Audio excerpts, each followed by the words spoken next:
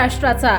तर आज अर्थसंकल्प सादर झालाय, पहिली प्रतिक्रिया काय? छत्रपती शिवाजी महाराजांच्या स्वप्नातला महाराष्ट्र घडवण्यासाठी, दीनदुर्बल शोषित वंचिताच्या आयुष्यामध्ये आनंद निर्माण करण्यासाठी, आत्मनिर्भर भारताचा व विकसित भारताचं स्वप्न पूर्ण करण्यासाठी एक दिशा देणारा हा अर्थसंकल्प माननीय देवेंद्रजींनी मांडला आहे।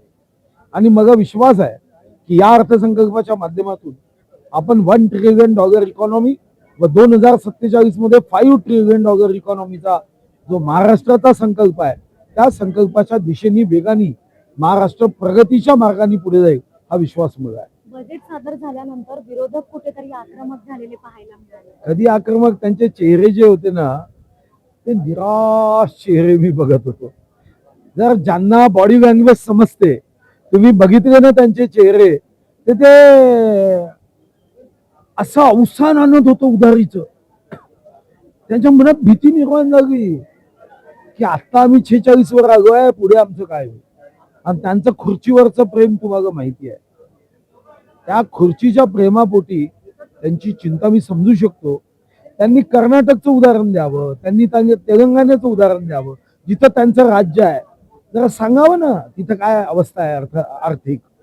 महाराष्ट्राला बदनाम करायचा विरोध करू, छत्रपती शिवाजी महाराजांच्या महाराष्ट्राला बदनाम करण्याचं एवढं दुस्साहस आहे या विरोधकांचं, तर जनतेने यांचा खरा चेहरा समजून घेतला। भास्कर जाधवांनी आता नुकतेच विधान केलेले आहे की अर्थसंकल्प वाचायचं म्हणून वाचलं गेलंय। असं आहे, मी तुम्हाला सांगितलं ना त्यांची की वेत आहे मगा की अर्थसंकल्प वाचायचा म्हणून वाचायचा।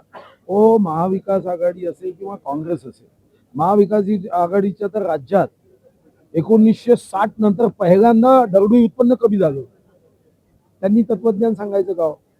नापास होणाऱ्या विद्यार्थ्यांनी मेरिटच्या विद्यार्थ्याला अभ्यास कसा करायचा ते सांगायचं। आश्चर्यजनक आहे, आश्चर्यजनक। त्याचबरोबर जर बघायला गेलं तर लाडक्या बहिणींना कुठेतरी नाराज केलं गेलेलं आहे का अर्थसंकल्पात? कारण 2100 रुपये देतो सांगितलेले, मात्र 1500। 5 वर्षाचा मॅनिफेस्टो असतो।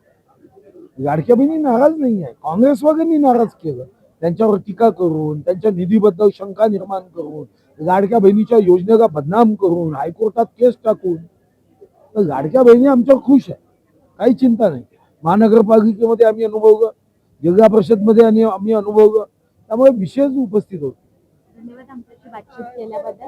व्हिडिओ जर्नलिस्ट शेखरसह मी धनश्री, दैनिक संध्या, मुंबई। ताज्या आणि महत्त्वपूर्ण बातम्या पाहण्यासाठी आजच आमच्या संध्या लाईव्ह न्यूज चॅनलला YouTubeवर सबस्क्राईब करा आणि बेल आयकॉन प्रेस करा।